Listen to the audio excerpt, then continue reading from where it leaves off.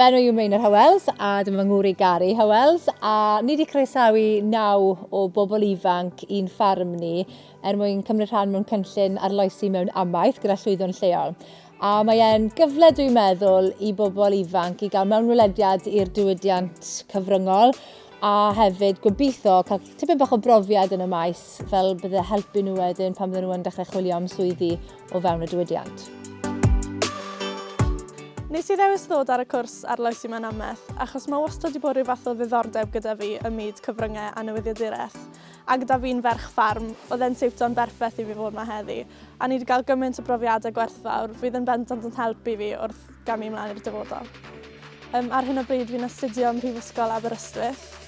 Nes i ddewis mynd i Aberystwyth achos o'n i ddim yn teimlo bod angen i fi fynd i'r ddinas na dim byd. O'n i'n hapus i fod yn weddol agos i gytre, ond eto yn ddigon pell. A fi'n joio mas draw yn y flwyddyn cyntaf a ffili aros i fi nôl i'r ailun. Ar ôl y penwythnos yma, yn sicr, fi wedi gweld bod llawer mwy o gyfleoedd i pobl mwy gwledig i cael swyddi yn y cyfryngau na o'n i'n actually meddwl. So, gobeithio gael siawns i ddod gytre ar ôl uni a gweithio rhwng ffryd. Hoff beth fi am y penwythnos yma oedd cael y siawns i interview o wahanol ffermwyr a gweld barnau nhw am beth i pwysigrwydd amaeth i'r gymuned. Mae da fi interest mawr yn y cyfryngau a fi'n gobeithio mynd lawr i Gaerdydd ar ôl benni yn y chweched i astudio newyddiaduraeth.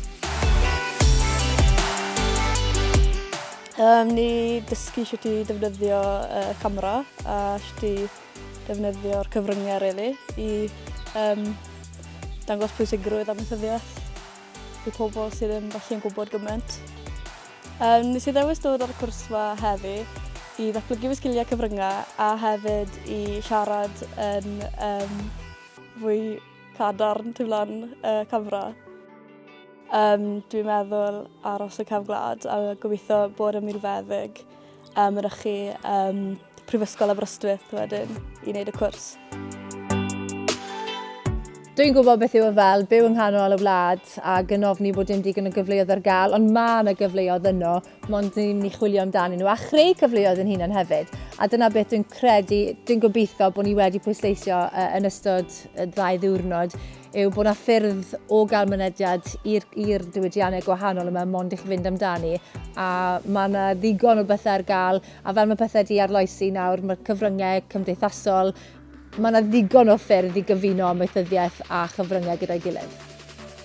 Dwi'n credu yn gryf bod mae'n bwysig bod ni fel diwydiant amaethyddol yn croesawu rhai ifanc mewn i'r diwydiant achos mae Cymraeg yn bwysig iawn yn y diwydiant a mae'r diwydiant yn bwysig iawn i'r Gymraeg gyda'r holl siaradwyr Cymraeg sydd yn amaethyddiaeth.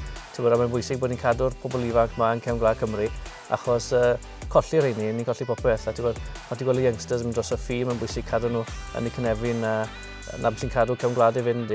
Mae'n bwysig i ni cadw'r holl beth gylch i gyd i weithio. A mae wedi bod yn gret i weld yr brwdfrydedd sydd gyda'r ieuenctid yma. Maen nhw'n amlwg o moyn llwyddo, maen nhw'n amlwg yn trial i gorau glas a wedyn mae wedi bod yn hyfryd i'r ddau ohono ni a Llwyddo'n lleol i fod yn rhan o'i taith nhw'n gobeithio ac yn rhan fach o helpu nhw i gyrraedd lle maen nhw'n moyn bod a gwireddu breuddwydion.